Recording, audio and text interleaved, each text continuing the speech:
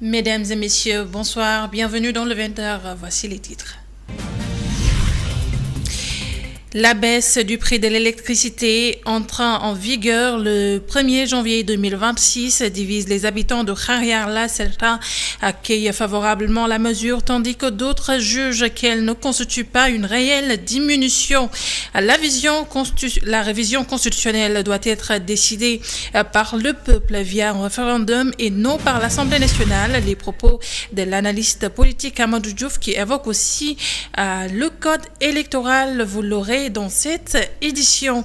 Le rapport régional des assises des Dara élaboré après une rencontre entre Serine Dara, chef religieux, autorités et acteurs éducatifs a été validé et transmis en vue des assises nationales prévues en février. En sport, l'équipe nationale du Sénégal a effectué son dernier entraînement à Tanger avant le match contre le Soudan. Les joueurs au complet affichent sérénité et confiance. Le sélectionneur Pape Thiaw a souligné l'importance de sérieux et de concertation pour ce match, insistant sur le fait que la nouvelle phase de la compétition se jouera sur les détails et des statistiques.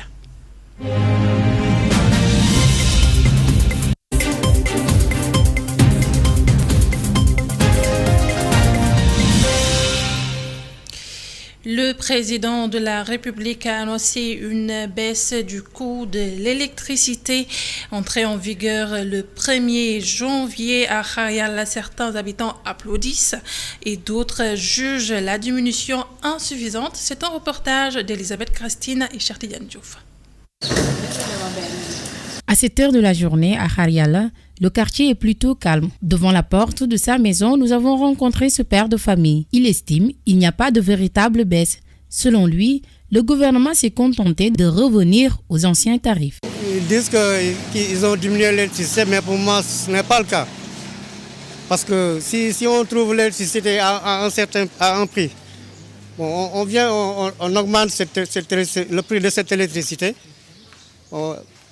Jusqu'à ce que les gens, que tout le monde remarque cette augmentation et que vous reveniez diminuer ce que vous aviez augmenté anciennement sur l'électricité,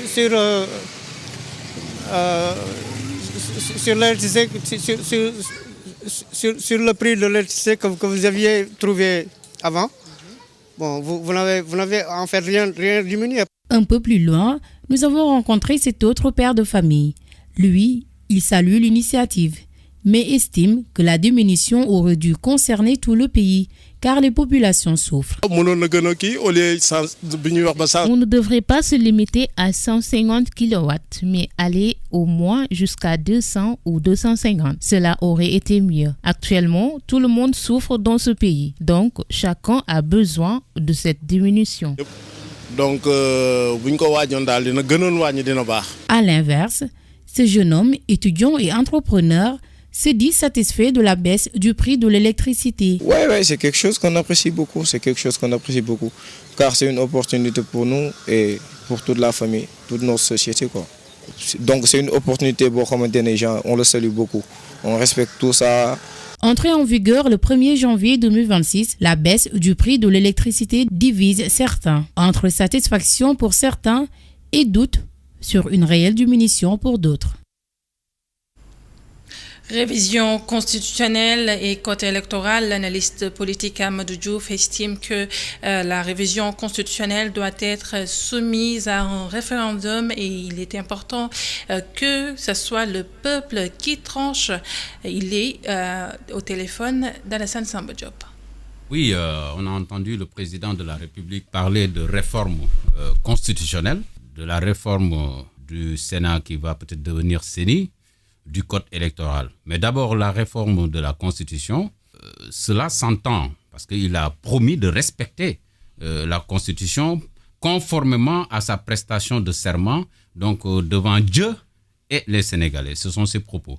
Donc, si aujourd'hui changement il doit y avoir dans la Constitution, qu'il soit révision même, on doit soumettre cela au référendum, à mon sens. Parce que faire passer cela comme lettre à la poste, parce qu'on a une majorité à l'Assemblée nationale, me semblerait vraiment gauche. Il faudrait par rapport au respect de la Constitution, soumettre ces révisions, ces points, expliquer cela aux Sénégalais qui vont prendre une décision pour savoir qu'est-ce qu'il en est, quelle constitution dans le cadre de leur Jubal Jubanti. C'est-à-dire que les Sénégalais, désormais, sont des parties prenantes des différentes décisions qui sont prises par les dirigeants. Donc, il faut les impliquer, faire un référendum. Moi, je m'attends à ce qu'on fasse passer ces révisions constitutionnelles par référendum pour que chaque Sénégalais puisse, en âme et conscience, pouvoir décider et savoir exactement de quoi ça retourne pour pouvoir prendre une décision et voter oui ou non. Assise des Dara, la comité régional a organisé une rencontre entre les Serigne Dara et les chefs religieux. Après concertation, le rapport des assises a été validé et le rapport transmis pour les assises nationales prévues en février. C'est un compte rendu d'Amadou Mardiallo.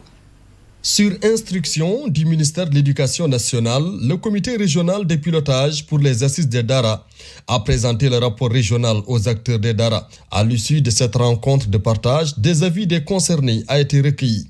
L'adjoint au gouverneur pour le développement, Tafsir Baba Anne, s'est exprimé à ce sujet. Et à l'issue de ces consultations et concertations, nous nous sommes retrouvés aujourd'hui ici au niveau de la gouvernance pour présenter le rapport régional issu de ces consultations et concertations.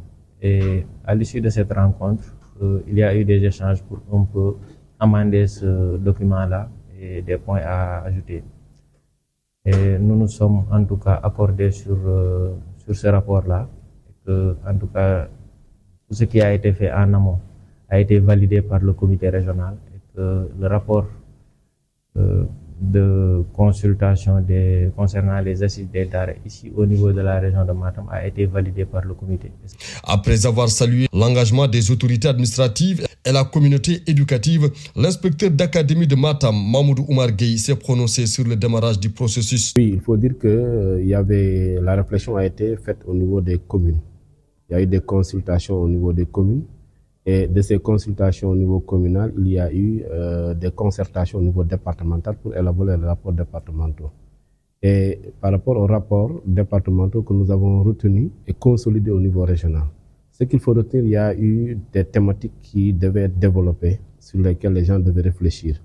Et sur les 5 thèmes qui étaient retenus, pour chaque thème, il y avait des consensus qui sont ressortis, des consensus très forts, mais aussi il y a eu des points de divergence. Et cela a été mentionné dans le rapport, assorti de recommandations. Et je crois que c'est ce travail-là qui nous avait été demandé. Donc ici, il faut saluer l'engagement, surtout au-delà des autres administratives, mais aussi des Serigne Dara, des marabouts et tous les érudits religieux de la région. Ce rapport régional, validé par les acteurs précités, sera transmis à l'autorité pour les assises des Dara prévues en février prochain. Inauguration du poste de santé à Petit Mbao. La mairie a inauguré son poste de santé pour 98 millions de francs CFA et le maire annonce l'ouverture prochaine de 2 nouveaux postes de santé à Keur Mbaye Fall. Abdoukarim Sall, le maire de Mbao, est au micro de Babacar Seck. Nous avons remis ce poste-là entre les mains du district. Je voudrais profiter de cette occasion pour saluer le médecin-chef du district, Dr Diallo, ici présent, pour son engagement, mais également pour sa franche collaboration avec le maire que je suis. Je salue le CDS, l'ensemble des CDS, l'ensemble du corps médical, l'ensemble des populations qui ont adhéré et qui ont cru au projet. Et aujourd'hui, par la grâce de Dieu, nous avons réalisé ce projet pour le village de Petit Mbao, pour les populations de Petit Mbao. Mais nous avons d'autres projets dans le cadre de la santé. C'est le poste de santé de Cambre qui est en construction le poste de santé de Kermaïfal qui est en construction, et tout ça à travers le budget propre de la mairie. Pas de contribution d'entreprise, pas d'ONG, il n'y a rien venant de l'extérieur, tout est venu du budget de la mairie de Mbao, et je pense que c'est un effort que nous avons fait dans ce sens, et je voulais saluer l'ensemble du conseil municipal, l'ensemble de mes collaborateurs, le bureau municipal pour m'avoir cru et m'avoir accompagné dans la mise en œuvre de ce projet ou dans la mise en œuvre de ces projets. L'année 2026, nous l'inscrivons comme une année d'inauguration. Parlons à présent des festivals des arts et de la culture à Keur Madiabel. Le festival a célébré l'identité locale à travers la culture, le sport et le brassage ethnique. Avec le soutien de la municipalité, c'est un compte rendu signé Sékou Diallo et Astomaya. Et aujourd'hui, il repose en paix car son combat reste vivant dans les mémoires. L'émotion était à son comble lors de l'hommage vibrant rendu au capitaine Diagaba, ancien commandant du 3e escadron de blindés de Djouloulou, tombé en 2002. Son souvenir reste gravé dans les mémoires qui a rappelé les valeurs de service et de sacrifice. Un moment de recueillement solennel qui a rappelé les valeurs de service et de sacrifice. Frère, un héros parti trop tôt. Mais le festival, c'est aussi le visage d'un Sénégal pluriel. Dans une explosion de couleurs et de sons, les communautés Diola, Toucouleur, Laobé et Peul se sont succédées sur scène. Chacune a offert au public un voyage unique au cœur des traditions, renforçant ainsi le brassage culturel cher à la commune. Nous avons présenté une culture très riche, avec beaucoup d'enseignements et de valeurs. La lutte traditionnelle a fait vibrer les amateurs, tandis que les démonstrations de karaté et de taekwondo ont apporté une touche de discipline et de maîtrise technique. Le ciel de Keur Madiabel s'est illuminé d'un immense feu d'artifice. Le festival des arts et culture de Keur Madiabel dépasse largement le folklore. Le FESSEC est plus qu'un festival. C'est une affirmation de notre identité, notre culture, notre génie créatif. Les autorités municipales et administratives soutiennent à chaque fois cette initiative. C'est une activité culturelle et à chaque fois nous recevons l'accompagnement du sous-préfet. Il organise un comité local de développement pour la réussite de cette activité.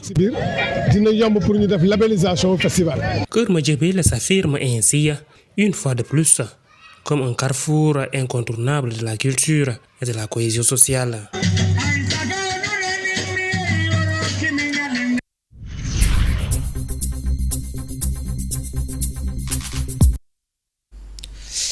L'équipe nationale du Sénégal a effectué son dernier entraînement avant son match avec le Soudan, affichant sérénité et confiance. Nos envoyés spéciaux à Tanger, Cheikh Tidiane Sy et Serigne Saliou Dème, nous font le point.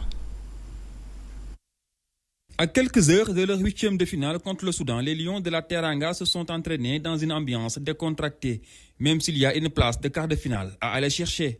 Lamine Camara, sorti sur blessure lors du dernier match contre le Bénin, s'est entraîné avec le groupe, tout comme Iliman Ndiaye, lui aussi remplacé lors du dernier match, après avoir ressenti une gêne. Face à une équipe soudanaise qui a enregistré 2 défaites et une victoire dans les phases de poule, le milieu de terrain sénégalais, Pape Gueye, affirme qu'il compte bien prendre ce match très au sérieux. Je pense qu'on doit continuer à jouer notre jeu, à faire ce que le coach demande. C'est ce qui a marché jusqu'à présent, donc on va continuer comme ça.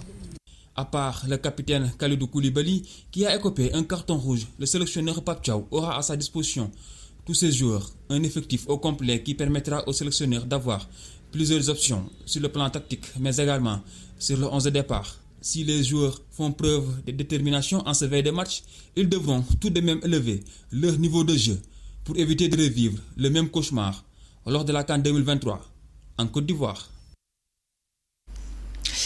Le sélectionneur des Lions, Pape Thiaw, insiste sur la concentration et le sérieux pour cette rencontre, cette compétition qui se jouera selon lui sur les détails et statistiques. Ces propos sont recueillis par nos envoyés spéciaux à Chertidiane Si, Hassan Ba, Serigne Saliou Dème et Barassao. Comment on compte aborder ce match avec beaucoup de sérieux et de respect pour cette équipe bien organisée et qui sait mettre en difficulté ses adversaires. Donc nous préparons, on s'est bien préparé, surtout sur les phases défensives et être très efficace dans les moments clés. On sait qu'il y a une autre compétition qui démarre et c'est des matchs difficiles et on a besoin du mental. On a besoin aussi d'être vraiment efficace s'il y a les opportunités qui se présentent. Il y a une autre compétition qui commence et tout ça, c'est des statistiques. Donc nous, on ne va pas se baser sur ça. On sait qu'on aura en face une équipe très disciplinée, bien organisée, voilà, qu'on connaît, qu'on a déjà joué et qui a montré vraiment des bonnes choses, surtout durant les éliminatoires de la Coupe du Monde, qui a gardé la première place pendant longtemps. Et voilà, et on ne va pas du tout prendre ce match à la légère, surtout que vous le dites, notre capitaine n'est pas là. Après maintenant, c'est le collectif. On sait qu'il est derrière, il ne sera pas sur le terrain, mais il sera toujours avec nous. Pépinière de gazon à Bougdour, Maroc, la plus grande pépinière de gazon naturel d'Afrique, prépare la pelouse pour la Coupe d'Afrique des Nations avec soin et rigueur sur plus de 12 hectares près de Tanger. Notre envoyé spécial Hassan Ba nous fait un reportage. Il est avec Serigne Saliou Dème. À une vingtaine de kilomètres, à la sortie de Tanger, la route nous conduit vers Bougdour, un petit village niché entre les reliefs, devenu un acteur clé des grandes compétitions de football en Afrique. À l'approche de Bougdour, une chose attire immédiatement le regard, le vert, une verdure éclatante qui s'étend sur plus de 12 hectares. Ici se trouve la plus grande pépinière de gazon naturel du Maroc et d'Afrique. C'est dans cet espace que prennent forme les plus belles pelouses des stades marocains. On fait toutes les irrigations et on fait le programme d'irrigation ici à la pépinière. On a les pompes qui font pomper. Travail manuel pour la finesse, engin lourd pour l'efficacité, un investissement colossal signé Exporteur Fou Maroc. Depuis Bougdour, plusieurs stades ont déjà été approvisionnés. Alors, la pépinière joue un rôle primordial dans la préparation des stades de la CAN. Alors, sur la pépinière, on dispose d'un gazon qui est prêt à utiliser en tout moment dans le stade et qui alimente aussi les stades qui sont dans la CAN. On a alimenté de cette pépinière 4 stades de cette CAN qui sont le stade Moulay Abdallah, le stade Moulay Hassan, le stade Al-Barid et le grand stade de Tanger. À côté du gazon naturel, une autre innovation est testée, le gazon hybride, une parcelle expérimentale prometteuse, déjà utilisée dans les plus grands stades européens.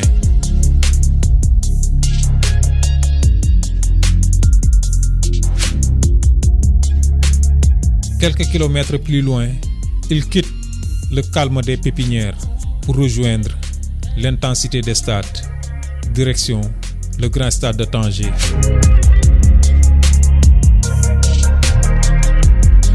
Au stade, chaque détail compte. Le gazon doit répondre aux normes internationales, mais aussi aux attentes des joueurs. Le but optimal de toute l'équipe, c'est les joueurs. Les joueurs, ils doivent avoir un gazon qui est parfait. Alors on fait l'attente précise et aussi on brosse un peu le gazon et on collecte les déchets autour de gazon et puis on trace les lignes parfaitement. Les joueurs apprécient la qualité, le ballon roule bien, les appuis sont stables et le terrain permet de jouer vite et en toute sécurité. C'est une très très belle pelouse. Je pense qu'on ne se plaint pas. Franchement, les infrastructures ici au Maroc, c'est incroyable. Et voilà, une équipe comme nous qui aime jouer, qui aime poser le ballon, on a besoin de ça. Et je pense que sur ça, on n'a pas de difficulté. On arrive à poser le jeu qu'on veut mettre en place. Et franchement, la qualité, elle est top. Top. Un mot, top. Des ventilateurs géants éliminent l'humidité excessive pour prévenir les maladies.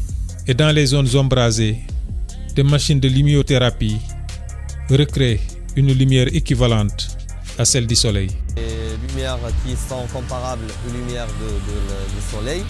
Alors pour les zones qui sont ombragées, on peut utiliser ces lumières pour compenser la lumière du soleil qui n'arrive pas au gazon.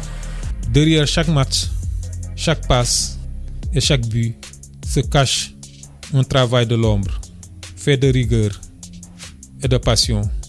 À Bougdour, le gazon marocain pousse déjà pour les plus grandes scènes du football mondial.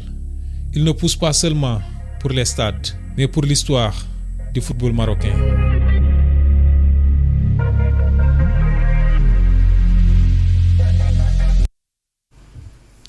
Changeons à présent de discipline pour parler cyclisme. La Fédération sénégalaise de cyclisme a organisé une course mettant à l'honneur le VTT remporté par le champion national. La fédération appelle à la création de parcours permanents. Joseph Prera, entraîneur national de cyclisme, est au micro de Babacar Seck. Ce que nous avons réalisé ce matin, c'est une première. Parce que d'habitude, les courses qu'ils ont eu à faire, les VTTistes ici au niveau du Sénégal, c'est toujours sur le goudron. VTT veut dire vélo tout-terrain. Par conséquent, il nous fallait trouver un circuit qui au moins représente des obstacles et des difficultés. Ça, c'est une première. Notre souhait, c'est d'avoir une piste cyclable réservée aux VTTistes. Ce que nous voyons en Europe, par exemple. Nous avons un site à Popenguine.